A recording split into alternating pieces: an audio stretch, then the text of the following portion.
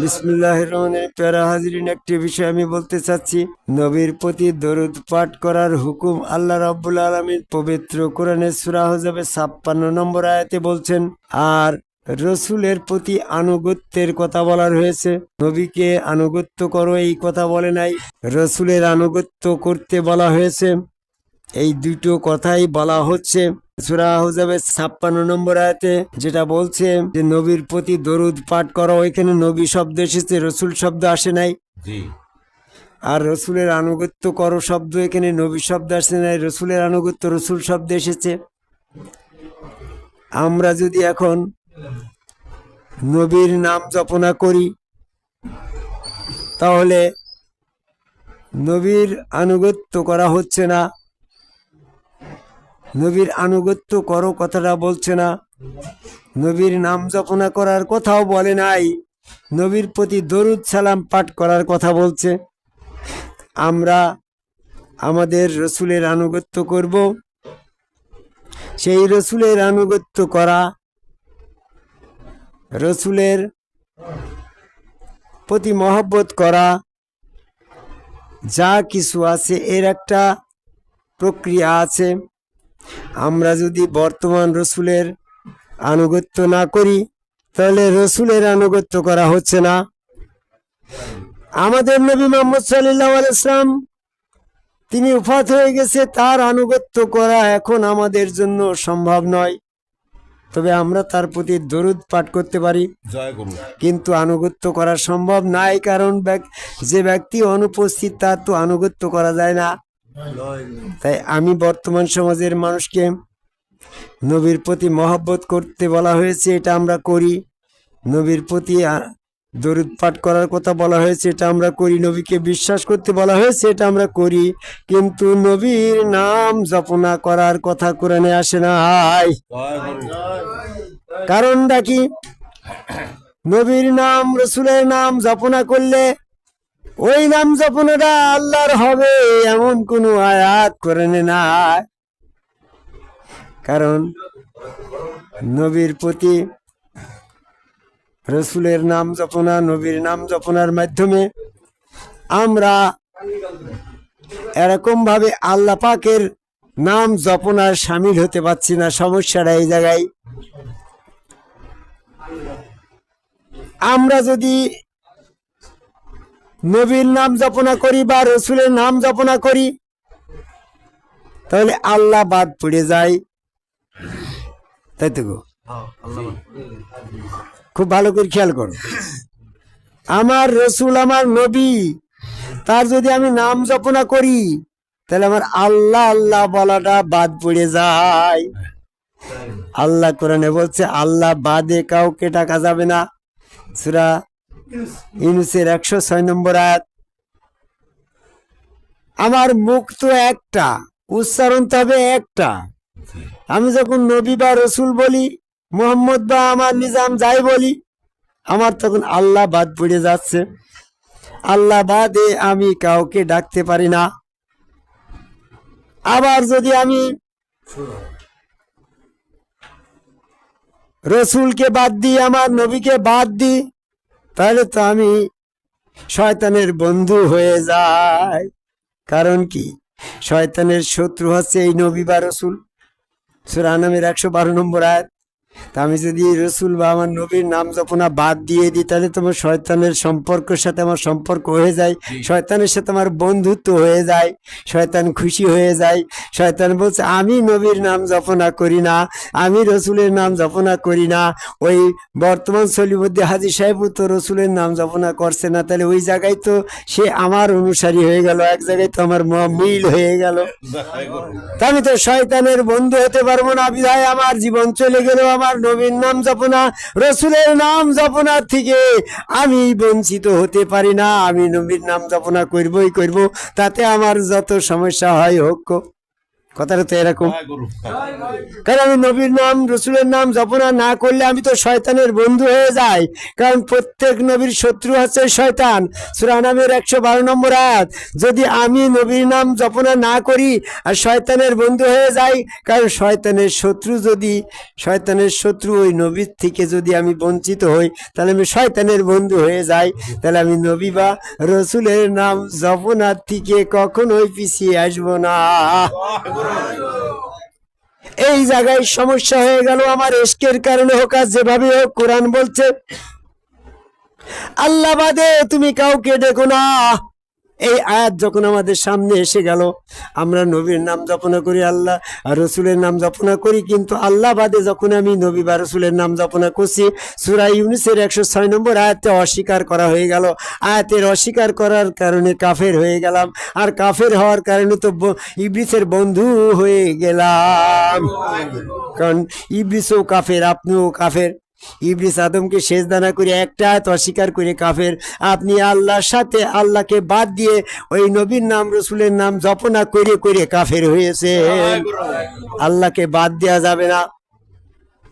আপনি বলবেন আল্লাহকে আমি বাদ দেব না, আমি আল্লাহ নেব, নবীর নামও নেব, রসুলের নামও নেব, আল্লাহর সাথে আমি নবী বা রসুলের নাম জপনা করব, আমি আল্লাহকে বাদ দেব না। আমি সূরা ইউনূসের 106 নম্বর আয়াত অস্বীকার করব না। ঠিক আছে কথা? এখন দেখা গেল আরেকটি আয়াত আপনার সামনে এসে গেল। সূরা জিনের 18 নম্বর আয়াতে বলছে তোমরা আল্লাহর সাথে কাউকে ডাকো না। আমি আল্লাহ আল্লাহ করছি, আবার মোহাম্মদ করছি, আমার গুরু নিজাম, আমার রসুল নিজাম করছি। তাহলে আল্লাহর সাথে নিজামের নাম হয়ে গেল, আল্লাহর সাথে আমার নবীর নাম রসুলের নাম মোহাম্মদের নাম জপনা হয়ে গেল। তাহলে সূরা জিনের 18 নম্বর আয়াতটা আমি অস্বীকার করলাম, আমার শিরক হয়ে গেল। আমি একটা আয়াত অস্বীকার করে নবীর নামের সাথে আল্লাহর নাম জপনা করেছি, আল্লাহর নামের সাথে আমার রসুলের নাম জপনা করেছি।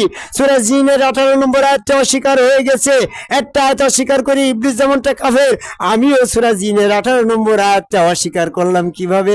আল্লাহর সাথে মুহাম্মদের নাম জপনা করে, আল্লাহর সাথে আমার নিজামের নাম জপনা করে আমি সূরা জিনের 18 নম্বর আয়াতটা অস্বীকার করে ইবলিসের মতো কাফের হতেও তো পারি। ঠিক না? এই জন্য আমি বলি এটা একটা সমস্যা। আমি আল্লাহ বাদ দিলেও কাফের, রসুল বাদ দিলেও কাফের, নাম জপনার ক্ষেত্রে বলছি। আবার আল্লাহ রসুল দুইটা নিলেও শিরক। এই জন্য আমাদেরকে এমন একটা জটিল সমাধান খুঁজতে হবে যেটা কোরআন বলছে। এমন একটা জটিল সমাধানে যাব। আল্লাহ লিল্লাহি দ্বীনু খালিসুন, দিনের ব্যাপারে সকল কিছু নাম জপনা হবে একমাত্র আল্লাহ। সমস্ত কিছুর দিনের ক্ষেত্রে সমস্ত আনুগত্য একমাত্র আল্লাহ পাবে। তাহলে আমি কি করব? আমি যদি রসুলকে বাদ দিই তাহলে আমি শয়তানের অনুসারে কাফের হয়ে যাই। আবার যদি আল্লাহ বাদ দিই তাহলে আমি কাফের হয়ে যাই। আবার যদি আল্লাহ রসুল দুটো একসাথে নিই তাহলে শিরক হয়ে যায়। এই জন্য আমাদেরকে এমন একটা একত্ববাদের নাম সন্ধান করতে হবে যে নাম জপনা শয়তানে করে না। কোন সে নাম?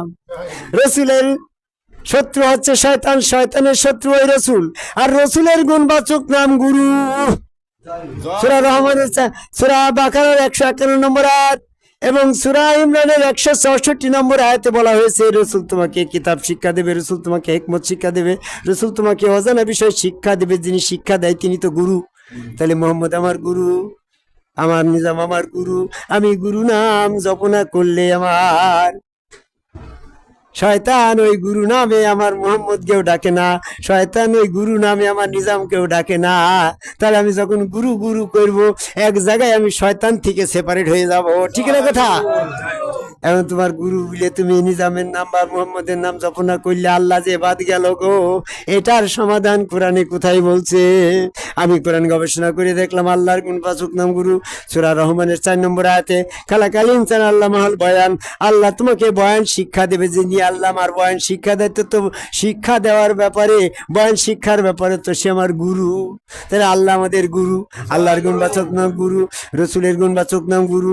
আমি যখন জয় গুরু বলবো তখন আল্লাহ রসুল দুটি আমার খৈতে নিয়ে চলে আসলো। আমার আল্লাহ বাদ গেল না, রসুলও বাদ গেল না, আবার শয়তানের পক্ষেও আমি গেল না, কারণ শয়তান তো জয় গুরু বলে না। এই জন্য আমরা জয় গুরু যারা যারা বলছি নে, তারা হয় কাফের, না হলে মুশরিক, না হলে শয়তান।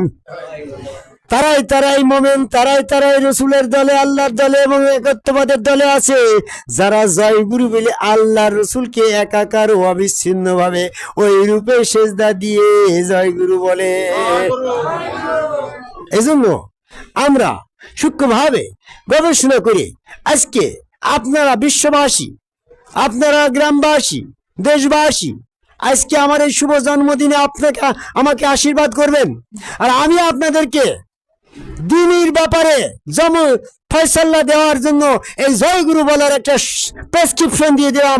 যারা যারা জয়গুরু বলবে তারাই হয়তো মোমেন উপাধি পেয়ে জান্নাতবাসী হয়ে যাবে। এই জন্য আপনি জয়গুরু নাম না বলার কারণে আপনি শয়তানের বন্ধু হয়েছেন। এই কারণে শয়তান তো জয়গুরু বলে না, শয়তান জয়গুরু বলে না। তার দলিল কি? আল্লাহর গুণবাচক নাম গুরু, আল্লাহর গুণবাচক নামে ইবলিস আল্লাহকে ডাকতে আপত্তি করে না, কিন্তু তার শত্রু ওই রসুলের গুণবাচক নামও তো গুরু।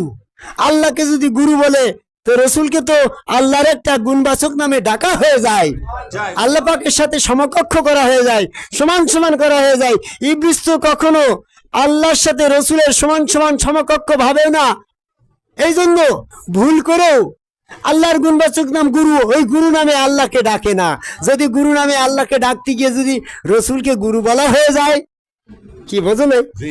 এই জন্য সতর্কতার সাথে সে জপনাটা এমন ভাবে করবে যেন আল্লাহর সাথে রসুলের জপনা না হয়ে যায়।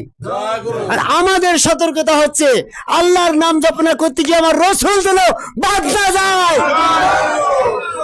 এই জন্য আমাদেরকে এই জয়গুরুর পদ্ধতিতে আসতে হচ্ছে। বিষয়টা বোঝা গেছে?